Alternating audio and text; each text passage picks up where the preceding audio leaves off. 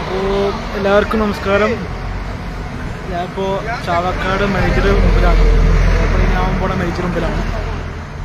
അപ്പോൾ ഈ മാസം 30-ന് നമ്മുടെ ചാവക്കാട് മേജർ ഓപ്പൺ ആവും. അപ്പോൾ എല്ലാവരും ആദ്യം ക്ഷണിച്ചു കൊള്ളുന്നു. എല്ലാവരും ഉദ്ഘാടനത്തിൽ വരണം. ചാവക്കാട് മേജർ ഈ മാസം 30-ാം തീയതി ഓപ്പൺ ആവും.